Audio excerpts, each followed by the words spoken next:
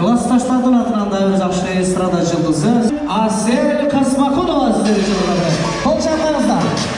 Toyluk olsun.